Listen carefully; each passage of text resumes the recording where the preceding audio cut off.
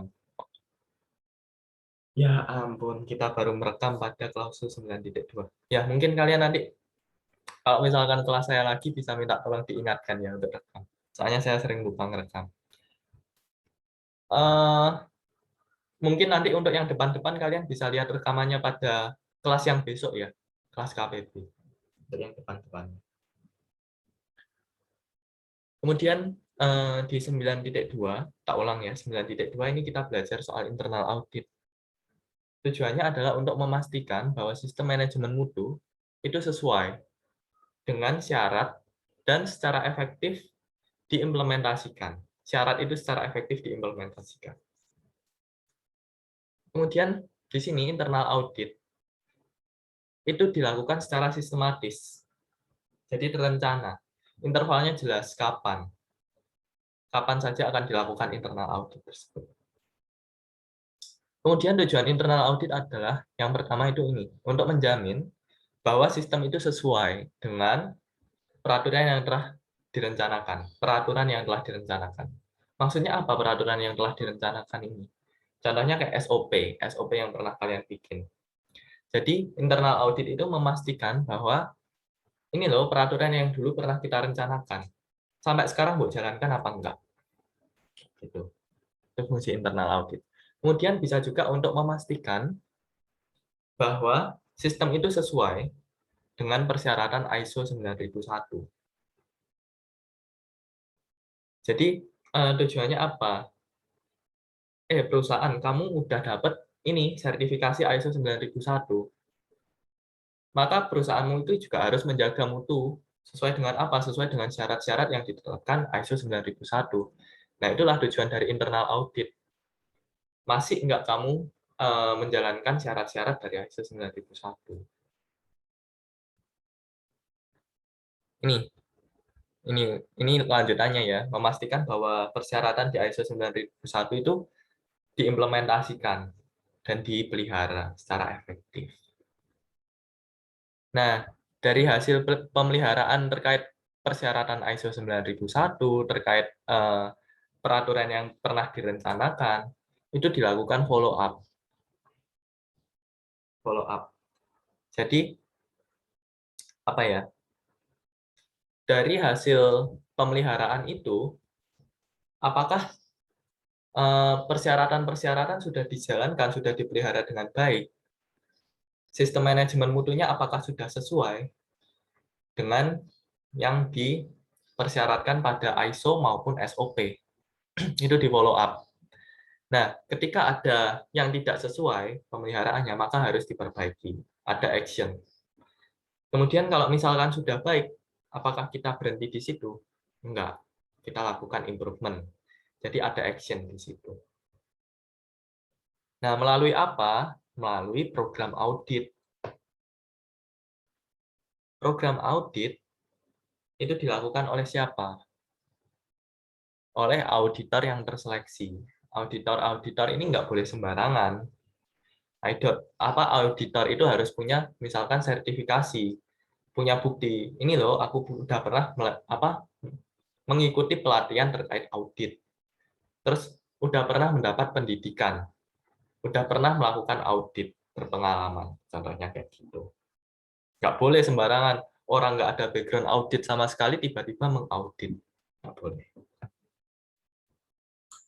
Kemudian selanjutnya ada audit kriteria. Yang dimaksud dengan audit kriteria ini di sini apa? Audit kriteria ini maksudnya adalah berhubungan dengan apa yang mau kita audit. Misalkan kayak yang tak sebut di awal tadi, apakah kita mau mengaudit SOP-nya dari segi SOP, atau kita mau mengaudit dari segi ISO, atau mungkin kita juga bisa mengaudit dari segi perundang-undangan yang berlaku. Nah, di sini kita nggak boleh nyilang. Kalau misalkan tujuan awal kita melakukan internal audit terhadap persyaratan ISO 9001. Putus-putus lagi ya.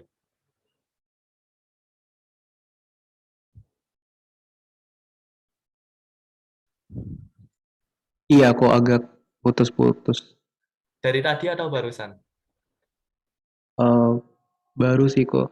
Baru, ya. Soalnya tadi kelas start 2 juga putus-putus. Ya, oke, tak lanjut. Audit kriteria tadi itu kayak yang tak sebutkan. Cakupannya bisa SOP, bisa ISO 9001 atau perundang-undangan. Tapi kita nggak boleh nyilang. Kalau misal tujuan awal kita internal audit untuk audit ISO 9001, ya maka kriteria-kriteria yang kita bandingkan ya dengan persyaratan ISO 9001. Kita nggak boleh ngambil dari kriteria SOP. Nanti kesannya akan mengada-ngada. Jadi fokus kita ya, kalau ISO 9001 ya kriteria-kriterianya yang dipakai ya ISO 9001. Nggak boleh merambah ke SOP, nggak boleh merambah ke perundangan. Waduh, suaranya masih putus-putus. Oke, oke. Sampai sekarang masih putus-putus.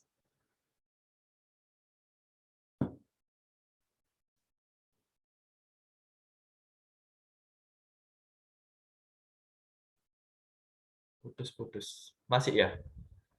Nggak terlalu sih. Dari mana ya tadi ya putus-putusnya? Dari audit kriteria ya? Iya kok barusan ini kok putus-putus tadi kok.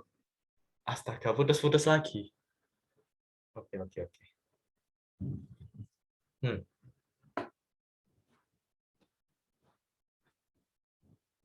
Oke. Audit kriteria. Masih audit kriteria. Kurang jelas ya berarti terkait audit kriteria ya? Atau dari auditor selection sudah nggak jelas?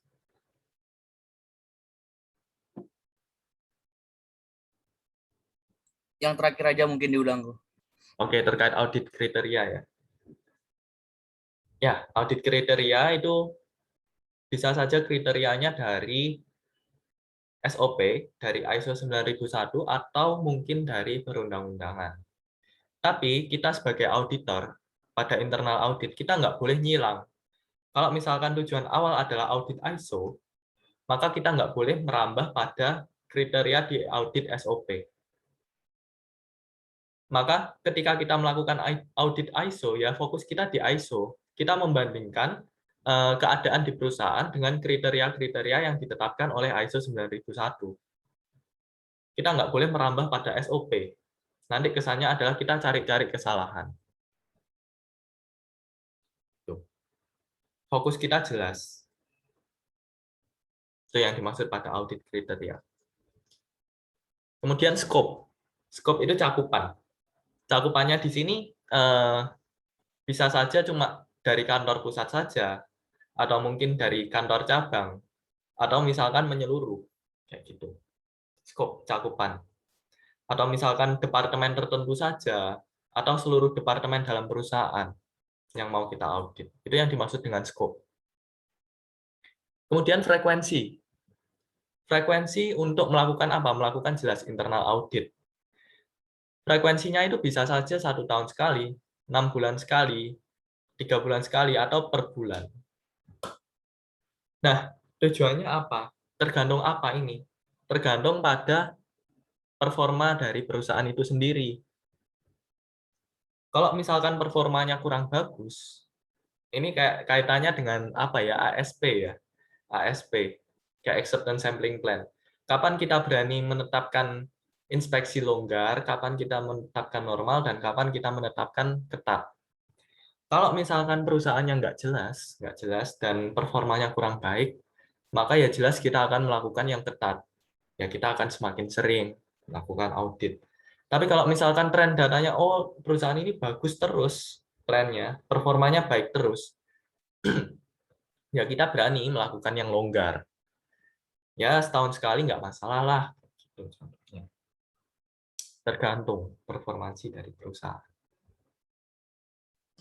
Kemudian bicara soal metode. Metode ini banyak untuk internal audit. Ada audit dokumen. Audit dokumen itu biasanya bicara soal kecukupan dokumen perusahaan. Kayak misalkan kita tanyakan, kamu punya nggak dokumen terkait ini, kayak gitu. Kita bicara soal adekuensi atau kecukupan data, kecukupan dokumen. Itu adalah metode yang pertama, audit dokumen. Ada juga audit proses, audit lapangan. Itu kita terjun langsung di lapangan, kita tanyakan langsung kepada orang-orang yang ingin kita audit. Kita yang mengaudit itu disebut auditor. Kemudian orang yang kita audit itu disebut auditi. Auditi. Nah, auditi itu nggak harus orang berpangkat, bisa saja operator, bisa saja supervisor, kabag, atau manajer. Kayak gitu.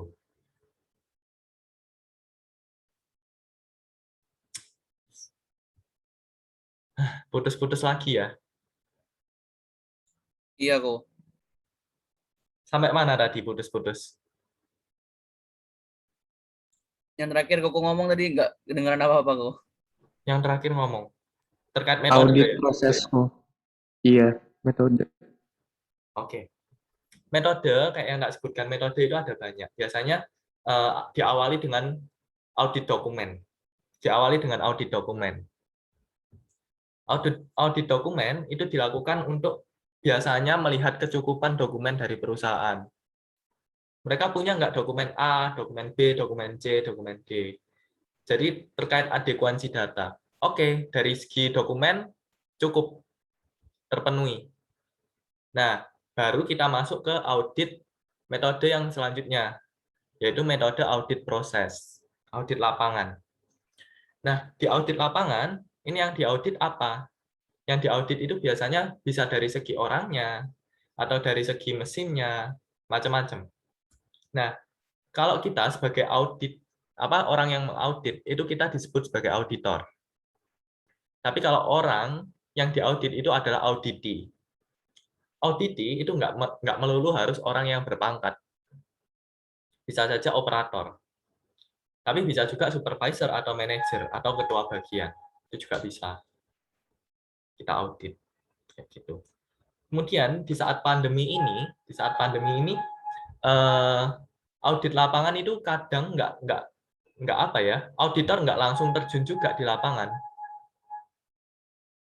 Mereka bisa saja melakukan itu, virtual conference, video conference. Jadi orang produksinya disuruh keliling pabrik, video, auditornya tinggal ngomong, aku pengen lihat proses ini dong, aku pengen lihat bagian ini dong, gitu. Jadi secara virtual, itu juga memungkinkan internal audit secara virtual, online. Itu adalah contoh metode-metode dari audit. Oke, lanjut. Nah, ini adalah definisi dari audit. Kayak yang tak sebut di awal, audit itu proses yang sistematik. Artinya apa? Artinya jelas. Kapan dilakukannya, prosedurnya seperti apa. Jadi, untuk internal audit ini sifatnya bukan sidak. Bukan dadaan. Jadi, perusahaan dikasih tahu, tanggal sekian ya, audit ini, untuk skop ini.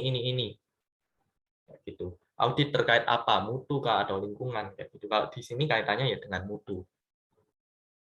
Kayak gitu. Prosesnya sistematik, jelas. Kemudian di sini sifatnya dia independen. Maksudnya independen apa? Independen ini maksudnya departemen yang diaudit itu nggak boleh auditornya berasal pada departemen yang sama. Contohnya nih, audit di departemen produksi, nggak boleh orang produksi yang melakukan auditnya. Harus orang dari departemen lain, contohnya dari departemen marketing. Departemen marketing boleh mengaudit departemen produksi. Gitu. Jadi independen, ini yang dimaksud dengan independen. Kenapa? Kalau misalkan yang audit dari orang produksi itu sendiri, maka akan banyak adjustment. Karena apa? Karena orang produksi akan tahu sulitnya di bagian produksi itu seperti apa. Maka mereka akan memberikan kelonggaran biasanya. Takutnya itu. Kemudian terdokumentasi. Jadi audit itu harus ada dokumentasinya. Untuk apa? Untuk menemukan bukti audit. Kita audit, kita nggak ada dokumentasi, terus kita tiba-tiba ngomong, ini nggak sesuai. Dasarnya apa? Kita nggak ada dasarnya, nggak ada dokumentasinya kok. Ya kita dianggap Kayak yang kamu omongkan bisa jadi opini gitu. Itu kita nggak boleh gitu sebagai auditor. Kemudian mengevaluasi secara objektif. Nah, ini penting. Kita sebagai auditor itu nggak boleh subjektif. Kita harus objektif, based on data. Untuk menentukan apakah kriteria audit sudah terpenuhi apa belum. Gitu. Tipe audit sendiri itu ada dua, audit internal dan audit eksternal. Audit internal itu cuma ada satu jenis, yaitu first party. Maksudnya apa? Maksudnya ya perusahaan itu sendiri yang melakukan audit.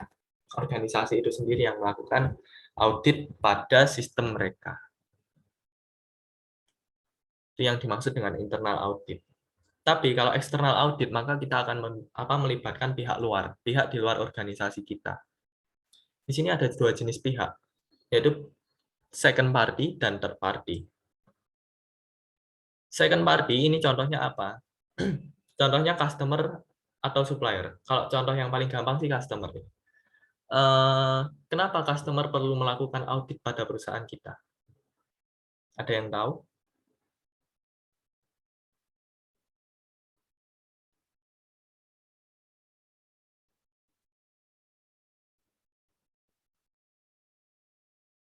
Kenapa customer perlu melakukan pemeriksaan atau audit pada perusahaan kita?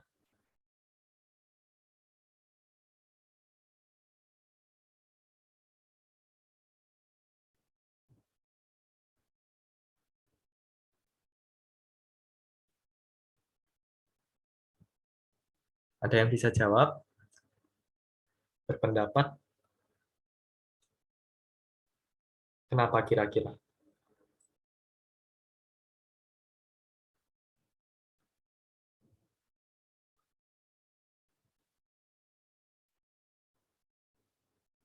Nggak ada ya? Ya, karena mereka punya kepentingan. Kepentingan seperti apa? Kalau kalian ngomong customer perusahaan, itu nggak melulu customer yang kecil-kecil.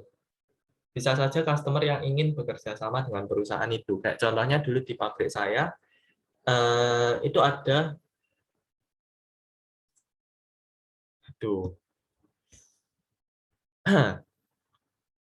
putus-putus lagi. Ya, jadi customer, kita sebagai perusahaan itu nggak selalu menjual produk. Kita bisa saja menjual jasa kita pada perusahaan. Contohnya dulu di perusahaan saya, dia itu punya customer dari Korea. Customer itu apakah beli barang dia? Enggak, tapi beli prosesnya. Ini loh, aku mau produksi produk ini. Perusahaanmu mampu enggak? Kayak gitu. Nah, itulah kenapa mereka perlu melakukan audit.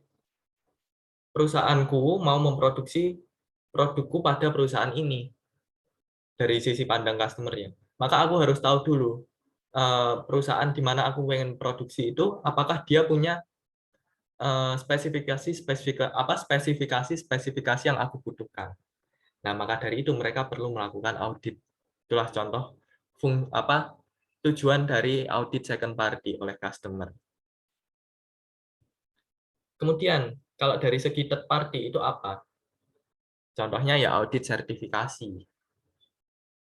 Ya, misalkan perusahaan pengen menerapkan sertifikasi ISO 9001 pada perusahaannya, maka dia akan memanggil auditor dari badan standarisasi. Gitu. Nah, ini adalah manfaat audit.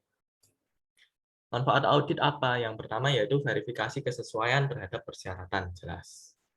Kemudian meningkatkan kepedulian dan pemahaman. Kok bisa? Jelas, karena kalau misalkan audit, kan kita pasti dikasih tahu toh. Ini loh, kamu salah di sini, kamu salah di sini, sebaiknya gini, gini, gini. Nah, dengan begitu, maka mereka akan peduli dengan prosesnya mereka. Oh ya, biar aku nanti nggak ditemukan gini lagi, maka aku harus memperhatikan prosesku. Nah, dari situ mereka juga dikasih pemahaman. Kemudian merupakan alat ukur untuk efektivitas sistem manajemen yang diterapkan. Jadi fungsinya audit itu supaya kita tahu udah efektif belum sistem manajemenmu. Kemudian menurunkan risiko kegagalan sistem manajemen. Nah, kok bisa? Ya, karena dengan diaudit kita bisa tahu, oh ini loh yang nanti bisa merugikan perusahaan kita, yang nanti bisa menggagalkan sistem manajemen mutu dari perusahaan kita. Apa yang harus kita perbaiki? Itu fungsi dari audit. Kemudian mengidentifikasi peluang peningkatan. Contohnya apa? Oh ini loh prosesmu sudah bagus, tapi kalau misalkan kamu kasih kayak gini, mungkin akan jauh lebih bagus. Karena apa? Karena auditor itu biasanya dia nggak mengaudit satu perusahaan aja, jadi referensinya mereka itu banyak. Mereka akhirnya apa? Mereka bisa ngasih masukan juga ke perusahaan. Itulah fungsi dari audit. Kemudian prinsip berkaitan dengan audit. Yang pertama integritas. Kemudian harus fair, harus objektif. Kemudian profesional, rahasia. Integritas ini sebenarnya kaitannya sama kayak rahasia. Jadi data hasil audit itu ya cuma auditor dan perusahaan yang boleh tahu. Perusahaan lain nggak boleh tahu. Gitu. Kemudian independen. Independen ini maksudnya apa? Misalkan kalian auditor dan di perusahaan kalian ada keluarga kalian misalkan. Jadi audit ini nggak boleh ditunggangi kepentingan tertentu. Nah, independen ketika ada keluarga kalian yang juga bekerja di situ, ya kalian nggak boleh terpengaruh. Kalian harus tetap kekeh dengan persyaratan yang ada yang akan kalian audit. Kalau iya bilang iya, enggak bilang enggak. Jadi nggak ada ditunggangi kepentingan tertentu. Nggak boleh ada rasa sungkan juga di situ. Kemudian pendekatan berdasarkan bukti. Ya ini kaitannya sama kayak penyajian yang objektif ya. Jadi nggak boleh asal ngomong nggak sesuai tapi nggak punya bukti. Ya ini adalah apa ya? Langkah-langkah. Putus-putus ya. Putus-putus lagi. Tes. Oke. Misalkan masih putus-putus, bilang di chat ya. Ya, kita akan masuk pada program audit. Program audit ini adalah langkah-langkahnya. Langkah-langkah mereka sebenarnya mengikuti ini siklus PDCA, Plan to Check Action. Pada bagian plan, mereka menetapkan tujuan dari program audit ini. Kaitannya dengan apa? Jelas. Kamu mau audit apa? Audit ISO, audit SOP, atau audit ISO, SOP, atau mau audit terkait perundangan. Atau mungkin tujuan auditmu adalah untuk mendapatkan sertifikasi ISO. Harus jelas di sini. Tujuan dari audit programnya apa. Kemudian selanjutnya kita menetapkan programnya seperti apa. Nah, di program ini yang perlu ditetapkan pertama adalah peran dan tanggung jawab dari orang-orang yang melakukan audit. Siapa yang jadi pemimpinnya, siapa penanggung jawabnya, terus orang-orang ini mengaudit di bagian mana-mana saja itu harus jelas, itu ditetapkan. Ini tahap persiapan ya sebenarnya. Kemudian ini menentukan kompetensi dari ini yang 5.3.1 ini pembagian perannya. Oke, ada peran ini A B C D E F G. Terus 5.3.2 baru kita mencocokkan dengan kompetensi orang yang ada untuk melakukan audit tersebut. Oke, si A taruh di posisi B, si C taruh di posisi A, contohnya kayak gitu. Berdasarkan apa? Berdasarkan kompetensi mereka. Kemudian menetapkan daerah perluasan untuk audit. Kita verifikasi nih ke perusahaan. Gimana? Kamu sudah punya anak cabang. apakah kamu misalkan awalnya dia punya 5 anak cabang, 5 anak cabangmu ini udah tak audit, apakah kamu mau memperluas sampai ke 10 anak cabang untuk tak audit? Jadi ditetapkan ininya, perluasannya sampai kemana untuk diaudit. Kemudian mengidentifikasi dan mengevaluasi program audit dari segi resikonya. Jadi apa ya? Di sini kita memikirkan if condition-nya. Jadi misalkan audit dijalankan, kemungkinan-kemungkinan terburuknya apa? Kemudian bagaimana kita mengatasinya? Itu dipikirkan di bagian sini. Identifying and evaluating. Kemudian setelah itu kita menetapkan prosedurnya. Prosedur dalam melakukan audit. Untuk prosedurnya sendiri biasanya diawali dengan audit dokumen. Jadi secara dari kecukupan dokumen itu dilakukan audit terlebih dahulu. Kalau udah oke, baru kita masuk pada opening meeting. Opening meeting, kemudian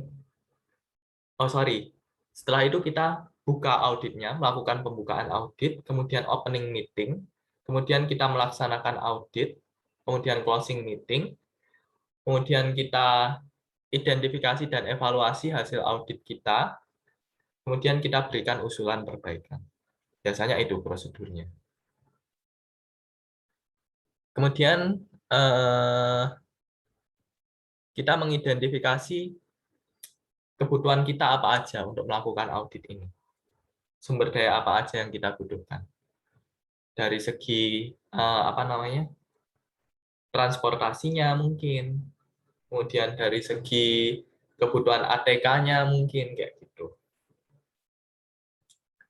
Kemudian kalau ini sudah siap semua, kita masuk pada bagian ini, implementasi dari program audit.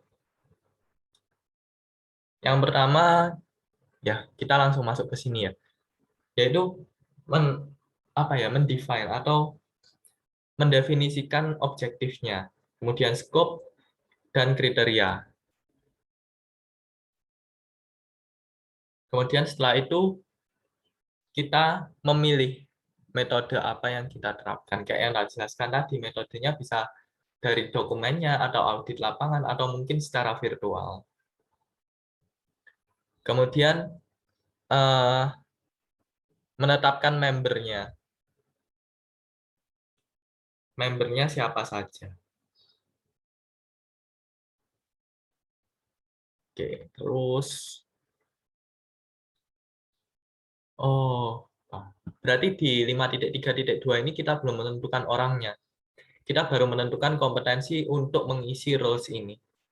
Nah, di sini kita baru memilih member berdasarkan roles dan kompetensi yang telah kita petakan di awal. Baru di sini kita memilih membernya, siapa yang memenuhi. Kemudian di sini assigning responsibility, artinya apa? Memberikan tanggung jawab kepada individual audit, kepada para auditor tersebut, kayak gitu. Kemudian kita memanage program audit, memanage outcome dari program audit kita.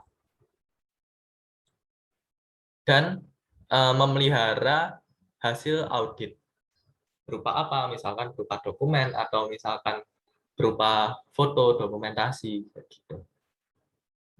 Kemudian kita melakukan monitoring terhadap program audit kita.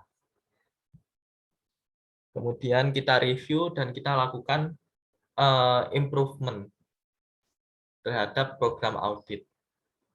Jadi improvement itu nggak cuma dari segi perusahaan kita juga harus improve dari segi program audit kita. Dari program audit kemarin, apa yang perlu kita perbaiki ya, ada masukan apa ya, kayak gitu. Terus ini nanti akan balik lagi ke sini.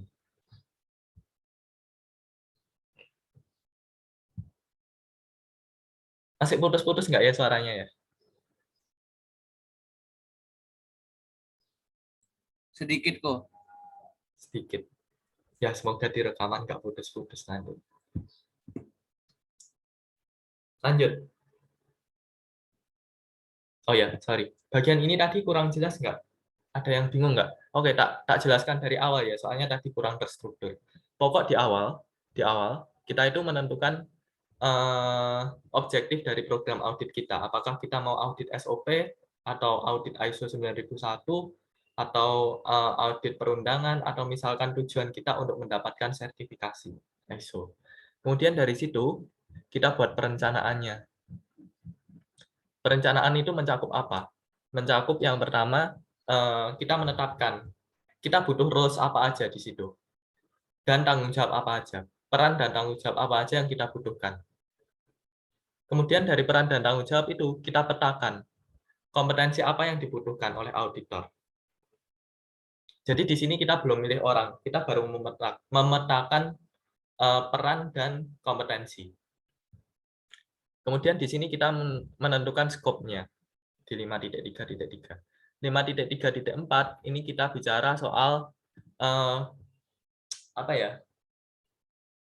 Bagaimana kalau ketika audit program dilaksanakan, risiko apa yang mungkin muncul? Kita identifikasi. Kemudian bagaimana penanganannya? Kemudian di 5.3.5 ini bicara soal prosedur apa aja yang dijalankan pada program audit. Tadi sudah tak jelaskan. Terus 5.3.6 ini untuk mengidentifikasi kebutuhannya. Misalkan dari segi logistik apa yang kita butuhkan, dari segi ATK apa yang kita butuhkan, dari sumber daya manusianya butuh berapa. Gitu. Nah, masuk pada implementasi, di sini kita mendefinisikan lebih terperinci. Ya, oke, tujuannya apa, skopnya apa, kriterianya apa. Kemudian dari situ kita pilih metodenya. Metodenya bagaimana? Metodenya kayak yang tak sebut tadi, ada berbagai macam metode. Kemudian 5.4.4 ini bicara soal pemilihan anggota tim audit. Nah, setelah kita dapat anggota tim pada setiap roles, kita kasih mereka tanggung jawab. Setelah sudah dikasih tanggung jawab, kita laksanakan audit, kita dapat outcome dari audit. Kemudian outcome dari audit kita record, kita buat laporan. Udah, dari hasil pelaksanaan audit kita monitor, kita review. Jadi dievaluasi, ada nggak yang kurang, apa yang perlu diperbaiki. Tuh, jelasnya. Oke, kita masuk pada peran auditor. Peran auditor itu adalah memberikan validasi dari hasil informasi faktual mengenai pemenuhan dan persyaratan audit. Nah, ini seluruh kesimpulan harus berdasarkan pada bukti objektif yang kuat. Harus ada bukti, kita nggak boleh kira-kira, nggak boleh asumsi. Terus lead auditor atau pemimpin audit ini bertanggung jawab terhadap audit secara keseluruhan. Ini adalah tanggung jawab auditor. Yang pertama, memenuhi persyaratan audit, jelas. Kemudian mematuhi rencana audit dan prosedur. Kalau udah direncanakan A, ya kalian nggak boleh improvisasi jadi B, C, D, kayak gitu. Kemudian selalu dalam ruang lingkup audit. Kalau misalkan kalian disuruh audit produksi, ya nggak usah ikut-ikut masuk ke QC dan lain sebagainya. Kemudian mengkomunikasikan dan mengklarifikasikan persyaratan audit. Misalkan ada yang ambigu, kalian coba tanyakan ke produksi. Sebenarnya untuk persyaratan ini, itu dari produksi bagaimana? Gitu. Apakah masih masuk conformity atau sudah masuk non-conformity? Kemudian merencanakan dan melaksanakan tugas individu secara efektif. Mengumpulkan dan menganalisa bukti audit, kemudian melaporkan hasil observasi, memverifikasi tindakan perbaikan. Jadi maksudnya apa? Ketika kalian menemukan sesuatu di perusahaan, kalian tanyakan, kalau misalkan ini dijadikan gini dari perusahaan bagaimana? Mungkin enggak. Jangan diputusi sendiri kayak gitu. Kemudian bekerja sama dan mendukung kedua tim. Menyimpan dan memelihara rekaman dan dokumentasi. Jadi hasil dokumentasi itu jangan saat itu tok terus udah dihapus, jangan. Karena apa? Karena mungkin di kemudian hari ada ditanyakan, atau mungkin di kemudian hari ada auditor lain yang juga mau mengaudit, jadi mereka sudah tahu update-nya bagaimana pada audit sebelumnya. Kemudian menjaga kerahasiaan. Jelas, auditor itu harus menjaga kerahasiaan, jadi nggak boleh membocorkan rahasia dari perusahaan yang mereka pernah audit. Kemudian berlaku dalam batas etika. Jadi mereka harus tahu etika dalam apa ya, misalkan lagi ngaudit terus celengean, itu nggak boleh. Ya, ini adalah contoh dari kompetensi sebagai auditors. Mungkin dari kalian ada yang berminat nih jadi auditor. Yang pertama, paling nggak kalian pernah menjalani pendidikan terkait audit kayak ini contohnya, terkait mata kuliah QMS kayak ini. Kemudian kalian harus punya pengalaman audit. Nah, pengalaman audit, biasanya kalau misalkan kalian pengen jadi auditor, kalian akan ditawarkan untuk magang dulu. Ini pengalaman audit dan pelatihan auditor ya. Jadi kalian ditawarkan untuk magang.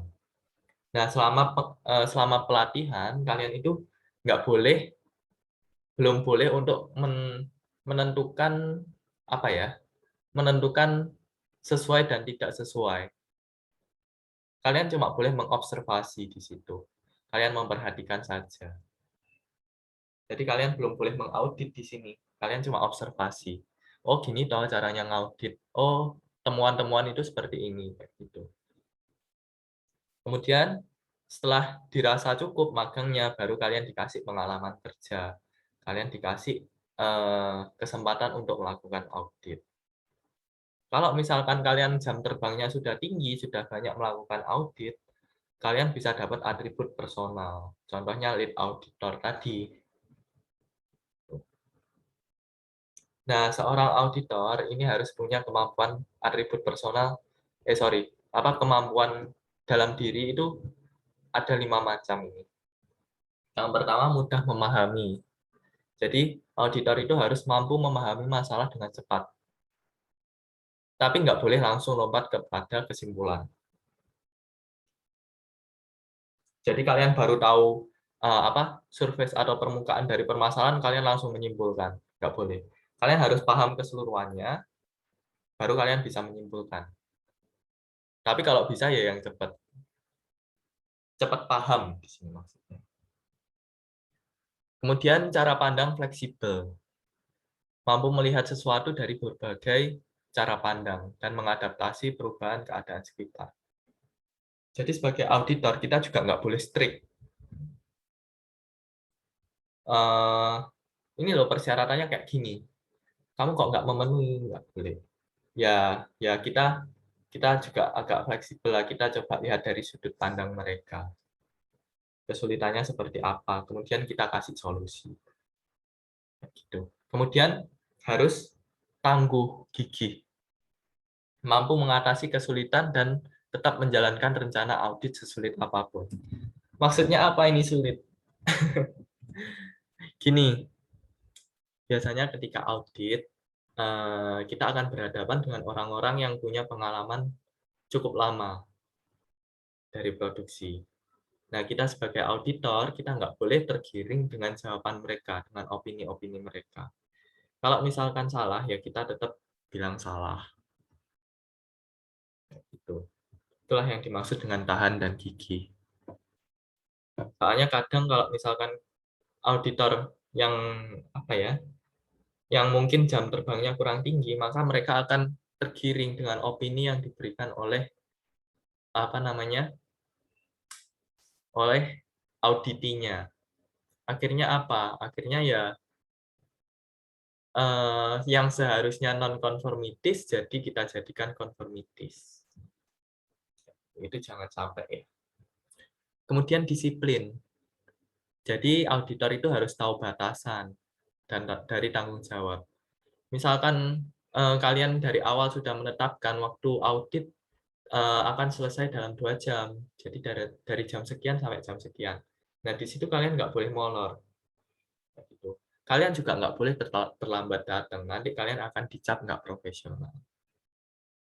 Kemudian mampu melakukan pendekatan terhadap masalah dengan logis dan sistematik. Jadi auditor itu nggak boleh bulat.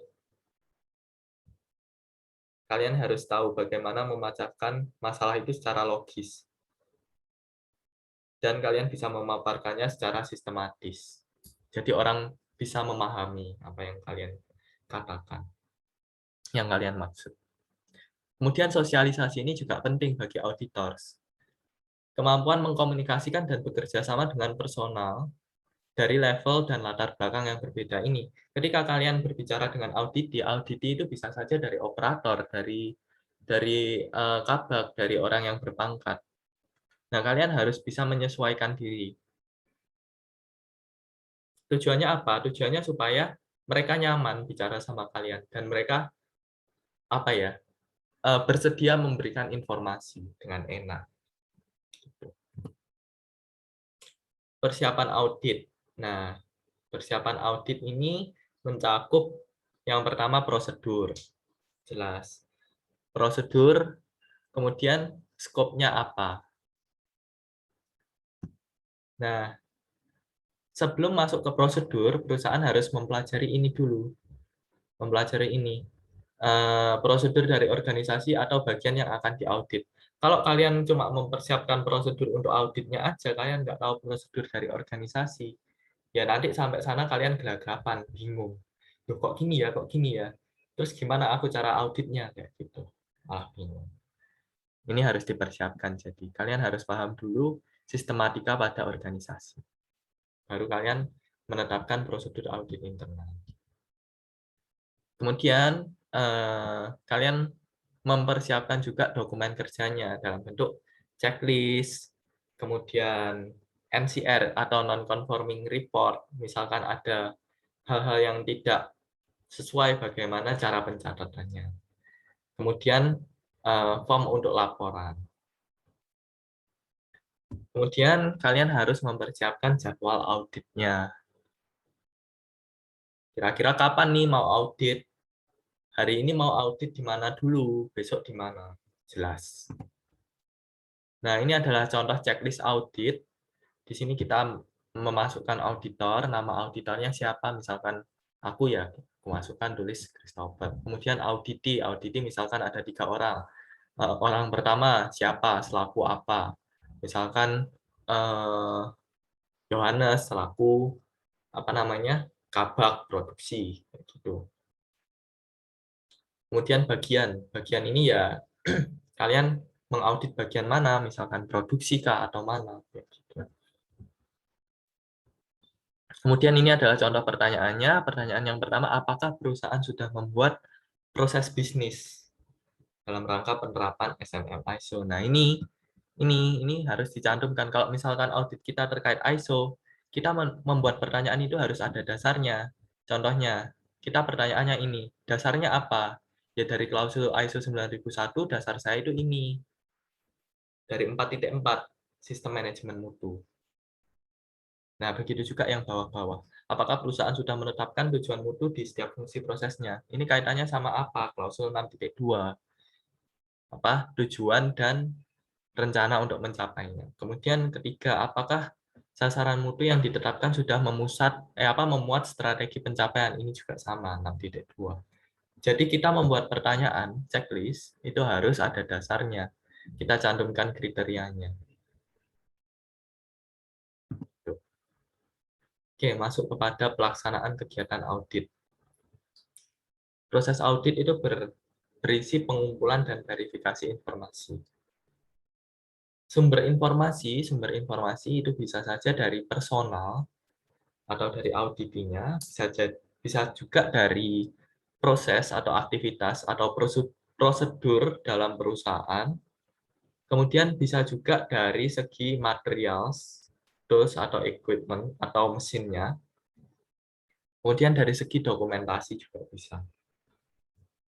Dari segi personal, ini mungkin kita bisa tanyakan terkait kompetensi. Kompetensi yang dimiliki oleh orang yang mengerjakan pada bidang tertentu. Benar nggak kompetensi yang kamu miliki ini sesuai dengan bidangmu? Kemudian dari segi prosedur. Ada nggak prosedur yang mengatur tentang hal ini? Kalau misalkan dari material atau mesin, mungkin bisa dari segi kalibrasinya, sudah dikalibrasi belum mesin ini. Kemudian dari segi dokumentasi ya mungkin dari kelengkapan dokumennya. Punya nggak perusahaan dokumen ini A, B, C, D, E? Nah, dari sumber informasi ini kita lakukan sampling. Jadi kita nggak harus mengecek secara detail dari setiap sumber informasi, dari segi personal, dari segi proses, equipment, dan dokumentasi kita nggak perlu. Kita cukup perlu sampling saja. Kemudian tujuannya untuk apa? Untuk mendapatkan bukti atau audit evidence. Bukti ini nanti kita pakai untuk apa? Untuk mengevaluasi kriteria. Ya, contohnya yang di sini tadi. Perusahaan sudah membuat proses bisnis dalam rangka penerapan SMM ISO. Nah, ini kaitannya dengan klausul 4.4. Perusahaan ada nggak? Buktinya apa kalau misalkan perusahaan sudah buat proses bisnis? Kalau misalkan mereka bisa menunjukkan, berarti kita centang sesuai. Kalau enggak, ya tidak sesuai. Itu yang dimaksud dengan bukti. Kalau misalkan tidak sesuai, itu nanti akan jadi audit findings. Temuan dalam audit. Temuan nanti yang akan kita review.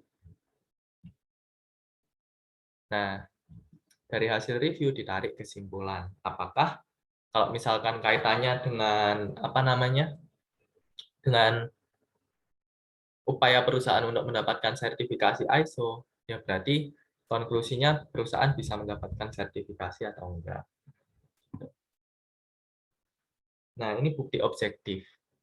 Bukti objektif sebaiknya dinyatakan sebagai fakta yang dapat diverifikasi. Jadi ada buktinya, bisa diverifikasi. Temuan audit mewakili suatu keadaan saat itu, instance time, dan didasarkan pada sampel kegiatan, catatan, dokumen organisasi, dan sebagainya. Jadi harus real time pada saat itu. Nggak boleh dari yang sebelum-sebelumnya kita ambil, nggak boleh.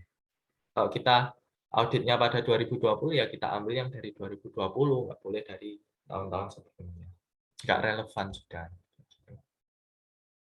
Harus ada bukti objektif yang cukup untuk mendukung kesimpulan mengenai sistem yang diaudit. Kesimpulan harus akurat hingga siapapun yang meninjau bukti objektif akan menarik kesimpulan yang sama. Nah ini, ketika kita bicara objektif, artinya apa? Artinya persepsi dari orang yang berbeda itu akan sama. Siapapun orang yang lihat akan memiliki persepsi yang sama. Contohnya apa? Kayak di matematika, 1 tambah 1, 2. Siapapun yang hitung, ya hasilnya 2, kecuali ya orang yang mungkin kurang dalam berhitung. Nah, kalau misalkan subjektif itu gimana? Contohnya kayak lukisan. Ada lukisan yang gambarnya nggak karu-karuan tapi dihargai jutaan. Karena apa? Karena persepsi setiap orang berbeda. Orang yang berani beli jutaan, mereka tahu, oh lukisan ini punya seni, punya filosofi tersendiri. Tapi bagi orang awam, ya itu loh cuma oret-oretan biasa. Apa bagusnya? Jadi ada persepsi yang berbeda. Itu subjektif. Kita sebagai auditor nggak boleh kayak gitu. Berapapun jumlah defisiensi yang dijumpai, keadaan saat itu harus dicatat dalam temuan audit. Jadi auditor itu nggak boleh, sudah kebanyakan menu-menu memori, nggak usah tak ambil lagi bukti nih, nggak boleh gitu. Kita harus tetap mencatat.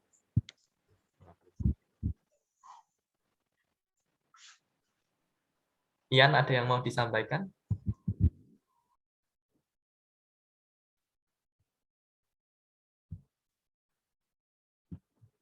Oke. Ada pertanyaan? Sampai sini? Atau masih jelas? Masih jelas kok. Oke, siap. Lanjut. Nah, statement dalam kita mendefinisikan temuan, itu kita pakai prinsip PLOR. P itu adalah kita mendefinisikan problemnya. L itu lokasinya di mana, O itu adalah buktinya, objective evidence atau bukti objektif, R itu adalah dia melanggar pada requirement yang mana, syarat yang mana yang dilanggar. Contoh nih, kita mengaudit Departemen HRD. Oke, sebentar.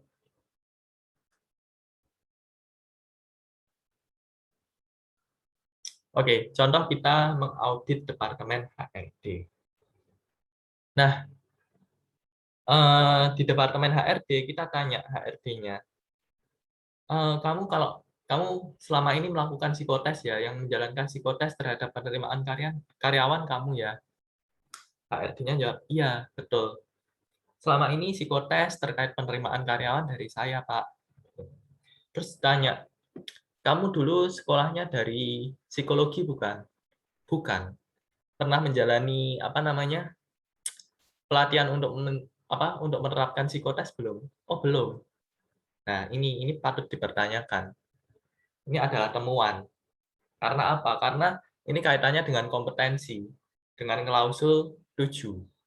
Kompetensi. Kompetensinya nggak sesuai. Dia nggak pernah belajar psikologi, dia nggak pernah mengikuti pelatihan psikotes, nggak ada pengalaman dalam hal psikotes. Tapi dia di sini jadi ARD, dia menerima orang dengan menerapkan psikotes. Nah, ini jadi finding, jadi problem. Terus kita cek lokasinya di mana nih? Lokasinya ya kita identifikasi kita paparkan lokasinya ada di Departemen HRD. Kemudian objektif evidence-nya apa? Misalkan kita pakai CV-nya dia. Ini loh buktinya CV-nya. CV-nya dia lulusan teknik misalkan. Dia nggak pernah ngurusi psikologi. Kayak gitu. Kemudian requirement. Klausul mana yang dia langgar? Klausul 7.2 misalkan. Tentang apa kok? Tentang kompetensi. Nah, di sini temuan itu dikategorikan. Oke, dia nggak punya pengalaman dalam hal psikotes. Dampaknya apa? Oh, ternyata orang-orang yang dia rekrut itu kompetensinya tidak sesuai dengan kualifikasi pekerjaan. Akhirnya sistem manajemen mutunya tidak berjalan dengan baik. Nah, itu nanti akan jadi temuan mayor. Tapi kalau misalkan temuan minor itu kaitannya dengan apa? Misalkan contohnya kebetulan kita mendatangkan 10 bahan baku, ada 2 bahan baku yang kurang baik sehingga menyebabkan produk kita tidak sesuai. Itu adalah temuan minor. Karena apa? Karena hal tersebut juga jarang dan tidak menyebabkan SMM tidak berjalan dengan baik. Toh juga cuma 2 material yang menyebabkan seperti itu, misalkan. Tapi ya tetap harus diperbaiki. Kalau misalkan observasi itu apa? Itu bukan temuan, tetapi dia bisa berpotensi menjadi temuan, potential finding. Jadi kita bilangnya ke perusahaan, Pak, ini bukan temuan, Pak. Tapi kalau ini Bapak biarkan, itu bisa jadi finding. Contohnya apa? Contohnya misalkan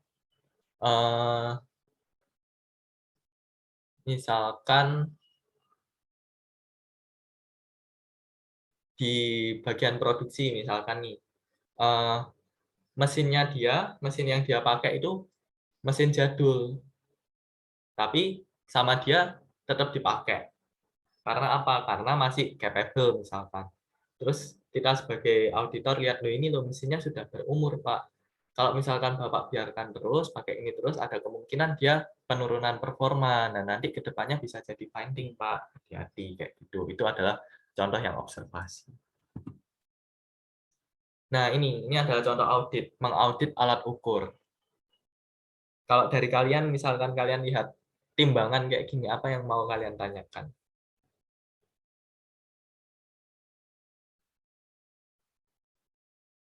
Sumber informasi bisa saja dari personal, dari proses, dari material, dari mesinnya sendiri, atau dari dokumentasi.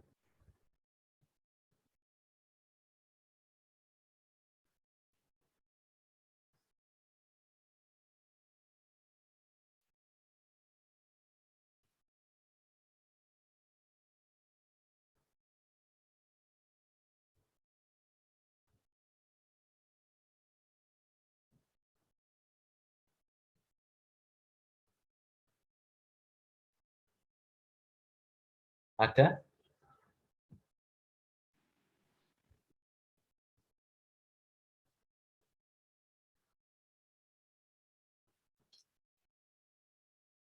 Ada yang mau mencoba berpendapat?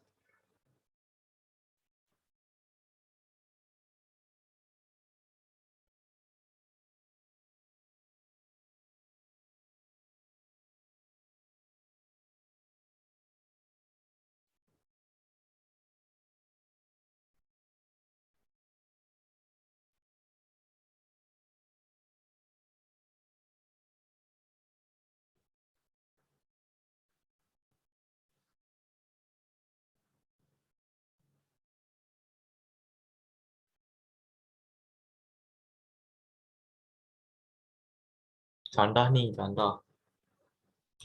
Oke, kita pengen mengaudit alat ukur timbangan.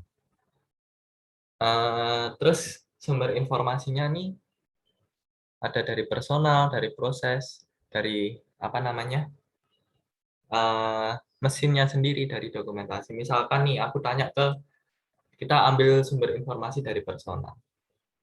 Kita tanya ke operator yang biasanya nimbang, Pak, Bapak ada minus nggak?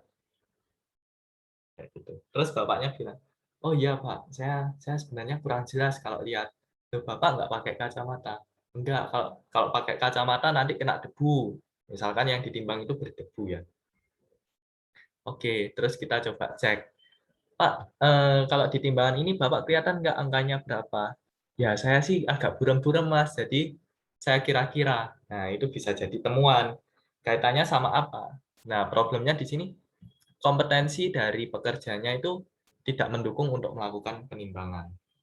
Lokasinya ada di mana? Di departemen produksi, misalkan. Objektif evidence-nya apa? Buktinya apa? Buktinya mungkin bisa dalam bentuk video. Dalam bentuk video kita coba tanyakan ke bapaknya, Pak, ini angka berapa, Pak? Ini angka berapa? Ini loh buktinya bapaknya aja kesulitan untuk baca.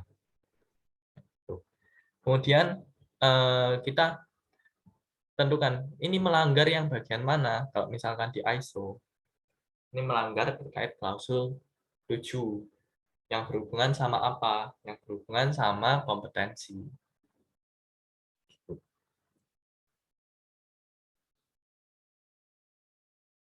Kompetensi. Benar. Contohnya seperti itu.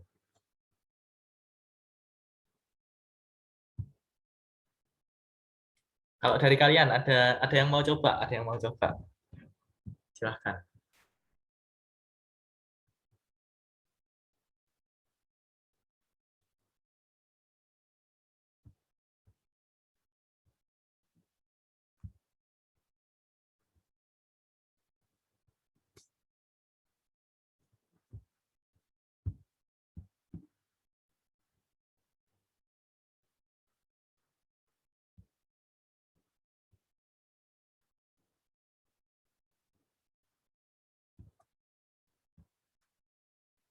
Rifda Aulia mungkin mau coba.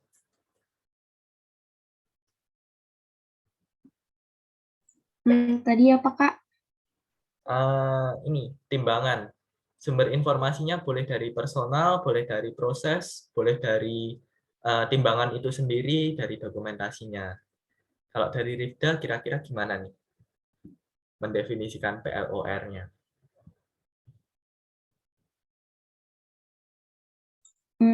Maaf, masih rada bingung. Oh, yang lain ada yang mau coba? Dari manualnya Kak, Ya? kayak Oke, petunjuk penggunaannya. oh, metode penggunaannya ya, Di. Petunjuk penggunaannya biasanya kan dapat dari pas beli baru. Oh, ya, kayak SOP penggunaan ininya. Ya, itu masuk dokumentasi. Ya, betul. Termasuk dokumentasi. Benar yang dibilang Aldi. Kita tanyakan ke mereka. Pak, ini kalau misalkan Bapak, apa namanya, timbangan, ini Bapak ada nggak dokumennya? Dokumennya ada nggak yang SOP yang mengatur ini, petunjuk-petunjuk penggunaannya, bagaimana, gitu. Loh, nggak ada, Pak, gitu. Kenapa kok nggak ada? Iya, soalnya operator di sini kan sudah lama-lama, sudah berpengalaman, sudah mahir lah pakai ini. Nah, itu bisa jadi pertemuan juga buat kita. Mereka nggak punya dokumen, dokumen SOP, prosedur. Nah, di sini problemnya mereka nggak punya dokumen atau prosedur. Terus lokasinya di mana? Masih diproduksi. Terus temuannya apa? Apa buktinya? Buktinya ya udah mereka emang nggak punya dokumennya. Nah, syarat mana yang dilanggar? Syarat terkait ISO 7.3. Itu terkait pengetahuan. Jadi pengetahuan itu tidak didokumentasikan.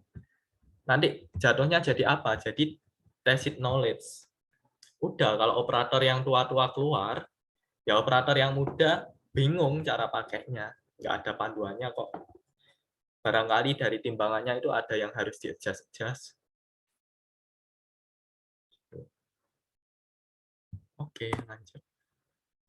Nah, ini sekarang mengaudit biang lala. Ya, ini mungkin ada yang mau coba untuk audit biang lala?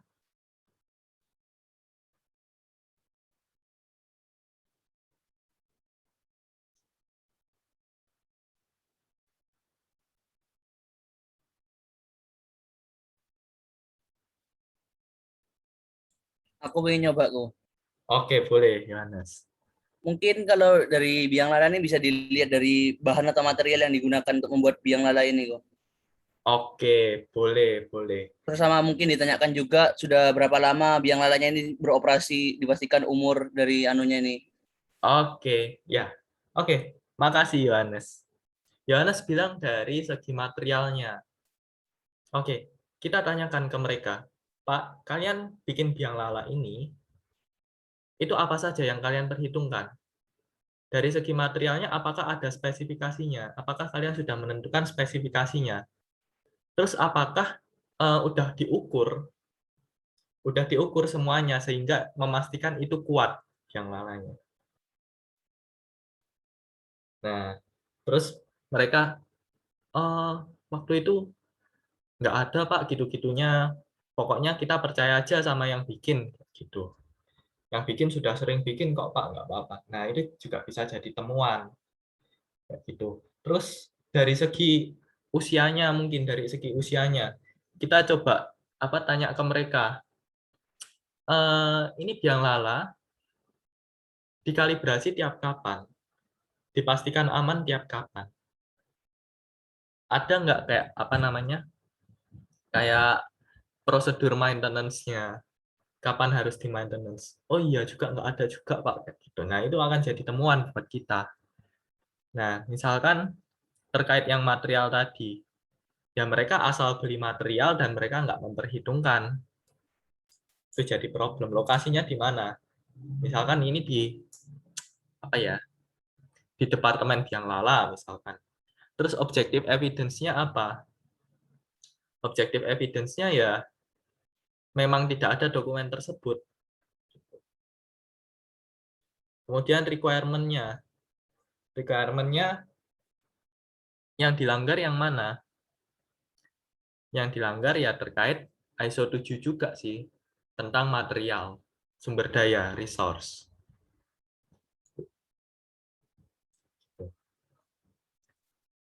Kemudian terkait ini umur, kaitannya sama kalibrasi misalkan. Kita tanya ada kalibrasinya enggak? Enggak ada. Lokasi ya tetap sama di departemen biang lala. Objektifnya apa? Oke, misalkan mereka punya jadwal kalibrasi, tapi mereka nggak pernah isi, memang nggak pernah dikalibrasi, itu akan jadi objektif evidence-nya kita. Ini loh buktinya, mereka ada dokumen untuk menulis kalibrasi, tapi mereka nggak pernah jalankan kalibrasinya, ya nggak pernah diisi dokumennya akhirnya. Itu jadi temuan juga. Kemudian requirement yang dilanggar juga sama ISO 7 terkait pemeliharaan. Oke, kita lanjut masuk ke pelaporan hasil audit. Laporan hasil audit dibuat oleh tim auditor dengan penanggung jawab adalah lead auditor, jelas. Memuat temuan dan kesimpulan yang objektif, jelas. Kemudian mengutamakan tindakan perbaikan dan pencegahan daripada kritikan. Jadi kita itu nggak boleh mengkritik, kritik, tapi kita kasih solusi. Terus mengungkapkan permasalahan atau potensial masalah. Kemudian menunjukkan prestasi. Jadi kita nggak boleh cuma mengkritik aja. Kalau misalkan perusahaan sudah bagus, ya kita kasih tahu mereka strong point-nya ini di sini loh, apa di sini loh. Terus kita apresiasi juga. Kemudian kesimpulan, audit juga meliputi progres yang dilakukan dengan melihat hasil audit sebelumnya. Jadi audit, apa kesimpulan dari audit itu nggak boleh mencela-mencela. Misalkan dari audit sebelumnya sudah dibilang sesuai, di audit berikutnya dibilang nggak sesuai, jangan gitu. Harus mengacu juga pada hasil audit yang sebelumnya. Oke, lanjut. 9.3 manajemen review. Sistem harus ditinjau oleh top manajemen dalam interval yang direncanakan untuk menjamin berlanjutnya kesesuaian, kecukupan, dan keefektifan. Untuk menilai kesempatan untuk peningkatan. Jadi menilai peluang. Tujuan dari manajemen review. Kemudian kebutuhan untuk perubahan sistem, kebijakan, dan sasaran mutu. Nah, ini input dari manajemen review itu apa aja? Ya ini, kayak yang tak sebut tadi, to-do list dari yang sebelumnya itu apa? Statusnya bagaimana sampai sekarang? Kemudian isu eksternal dan internal yang ada saat ini itu seperti apa? Ini untuk apa? Untuk menetapkan strategi. Kemudian non-corrective action-nya apa? Yang ada sebelumnya. Kalau misalkan sudah diperbaiki, maka close. Kalau misalkan masih belum diperbaiki, maka statusnya masih open. Maka akan dibahas terus pada meeting-meeting selanjutnya. Kemudian monitoring atau measurement. Kemudian audit result. Kemudian customer satisfaction. Kemudian external providers. Ini artinya kita mereview apa ya? Dari segi supplier, jadi penyedia eksternal. Dari segi supplier atau orang-orang yang bekerja sama dengan perusahaan kita. Kemudian kecukupan sumber daya. Dengan sumber daya yang sekarang ini, apa perlu kita tambah atau dibiarkan saja. Kemudian performa dari proses. Nah ini biasanya kalau di perusahaan saya dulu, itu digambarkan dalam bentuk grafik. Nah performanya itu bisa digambarkan dari segi output per kWh yang digunakan atau dari segi listriknya. Kemudian output dari segi jam kerja pekerjanya. Kita gambarkan dalam bentuk grafik dari bulan ke bulan untuk menganalisa performa. Kemudian risk and opportunities, peluang dan risiko. Kemudian ini improvement. Nah ini nanti akan direview oleh manajemen. Dari sini mereka memikirkan apa yang perlu diubah dari input ini. Nah, misalkan yang perlu diubah dari segi improvement-nya. Oh, ini loh ada peluang ini. Maka kita harus improve di bagian ini. Kemudian perubahan terkait mutunya, sistem manajemen mutunya. Mereka merasa, oh kayaknya sistem manajemen mutu yang lama sudah nggak relevan. Kita harus ubah. Terus misalkan dari segi kebutuhan pekerja. Kok kayaknya kalau kita pakai pekerja segini banyak kurang efektif ya, malah nggak efisien kerjanya. Nah, gimana kalau kita kurangi kayak gitu, misalkan. Terus dari segi informasi terdokumentasinya. Ini berbicara terkait, kalau gitu apa yang perlu kita report, apa yang nggak perlu. Itu yang direview oleh manajemen. Oke, kita masuk ke klausul 10, ini terakhir. Klausul 10.1 itu berbicara secara umum. organisasi harus menetapkan dan memilih peluang untuk dilakukan pengembangan dan menetapkan segala tindakan yang diperlukan untuk memperoleh atau untuk menemukan kebutuhan konsumen dan mendapatkan satisfaction dari konsumen. Jadi ini bicara soal improvement. Nah, ini harus include apa aja, harus mengandung apa aja. Yang pertama, mengimprove produk atau meningkatkan produk atau layanan untuk memenuhi kebutuhan sebaik mungkin. Kebutuhannya siapa? Kebutuhan dari konsumen. Kemudian koreksi, kemudian pencegahan dan mengurangi efek.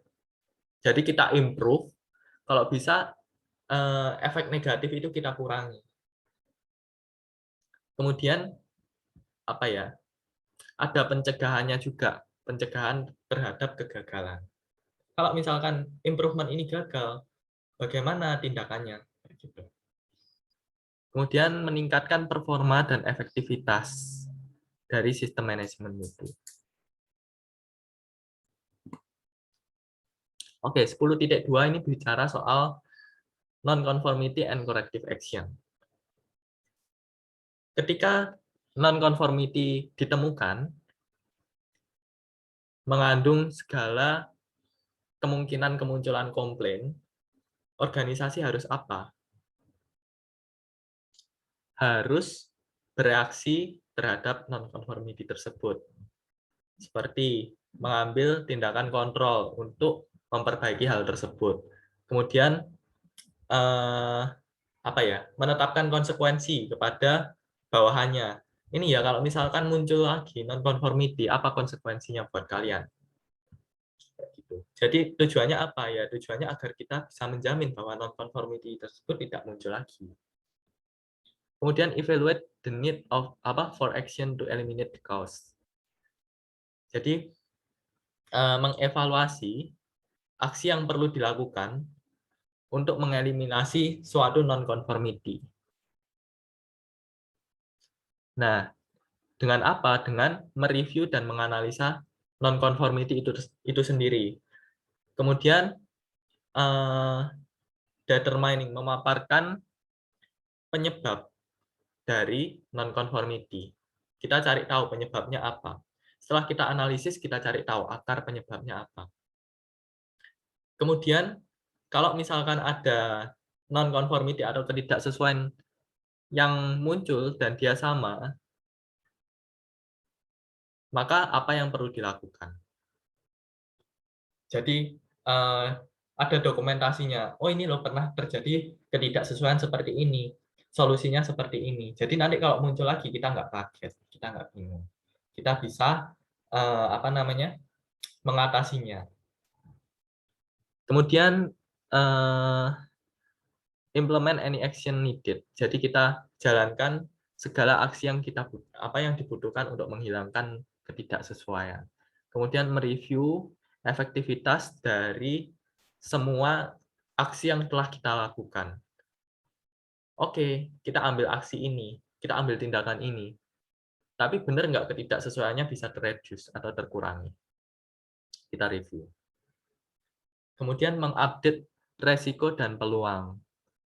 Untuk apa? Untuk menetapkan perencanaan. Kemudian make change to the quality management system. Kalau dibutuhkan. Kalau misalkan dibutuhkan, kita bisa merubah juga dari sistem kebijakan mutu kita. Oke, masuk ke 10.2.2. Ini organisasi harus retain informasi terdokumentasi. Sebagai bukti dari yang pertama bukti dari ketidaksesuaian dan subsequent dari bukti dari ketidaksesuaian yang muncul dan aksi yang sudah dilakukan dan tindakan yang sudah dilakukan. Jadi seluruh ketidaksesuaian dan tindakan yang dilakukan terhadap ketidaksesuaian itu harus didokumentasikan. Kemudian apa namanya? Hasil dari tindakan tersebut itu juga harus didokumentasikan. Ini loh, yang efektif yang mana tindakannya. Oke, masuk pada klausul 10.3. Ini bicara soal continual improvement. Ini kaitannya dengan Kaizen. Kalau misalkan kalian di PTI kemarin masih ingat Kaizen. Jadi perubahan kecil sedikit demi sedikit, tapi berkelanjutan. Nah ini, kalau kalian suka sama industri, ada apa ya teori yang menentang hal tersebut. Kelamaan kamu kecil-kecil. Nah, ada perusahaan yang bilang, mending kamu langsung bior semua. Kamu ubah secara keseluruhan. Contohnya yang melakukan itu apa? Tesla. Jadi mereka mikir, daripada perubahan kecil-kecil, langsung perubahan besar. Kalau perubahan kecil, sedikit demi sedikit, kan prinsipnya Toyota. Nah, the organization shall continually improve the suitability. Jadi, organisasi harus secara terus-menerus melakukan peningkatan terhadap suitability atau kecocokan, kecukupan, dan efektivitas dari quality management system. Jadi perusahaan harus terus melakukan improve, jadi nggak boleh berhenti di tempat. Oke, sudah sesuai. Ya, aku nggak perlu improve lagi, jangan gitu. Terus organisasi harus consider the result of analysis and evaluation from management review to determine if there are needs or opportunities that shall be addressed as part of continual improvement. Nah, perusahaan itu harus mengevaluasi dan analisis hasil dan output dari manajemen review. Untuk apa? Untuk menentukan peluang mana yang mau kita tindak lanjut sebagai bagian dari continuous improvement. Nah, ini salah satu program perusahaan saat ini dalam mereka menjalankan continuous improvement adalah merekrut departemen continuous improvement. Jadi departemen itu khusus untuk memikirkan perbaikan-perbaikan sistem di perusahaan, apa yang bisa ditingkatkan. Itu adalah contoh upaya dari perusahaan dalam memenuhi ISO 10.3 ini. ISO 2015 ISO 9001/2015 terkait ini continuous improvement. Tuh. Oke, sudah selesai. Cepat ya. Tidak terasa. Ya. Ada yang mau ditanyakan? Wih, sisa 6 menit. Oh iya, untuk yang seminar itu wajib sifatnya. Nah, ini apa namanya? GM-nya itu dia membawai langsung Departemen Continuous Improvement. Jadi kalian kalau misal pengen tanya-tanya upayanya dia untuk menerapkan ISO 10.3 ini juga boleh.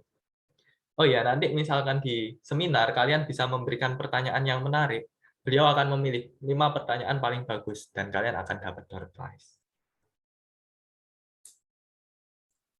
Jangan lupa jam 9 pagi hari Sabtu. Oke. Udah dari saya, ada yang mau ditanyakan? Oh ya, kalian udah. Itu untuk seminarnya harus daftar dulu dah, kok. Untuk QBD, QMS, dan QCR, kalian nggak perlu daftar. Kalian langsung absen di Neo. Buka absen. Oh, nanti tinggal join aja gitu ya? Iya, betul. Udah dapat emailnya kan? Oh, belum tahu sih, belum ngecek. Rasanya sudah. Oke, silakan dicek di gua ya. Harusnya sudah dapat. Oke, ada lagi yang mau ditanyakan? Kalau nggak ada, sekian dari saya. Terima kasih. Boleh leave yang nggak ada kepentingan. Terima kasih, Ko. Selamat siang, Ko. Sama. Iya, siang. Terima kasih, Ko. Selamat siang. Oke, siang. N ya.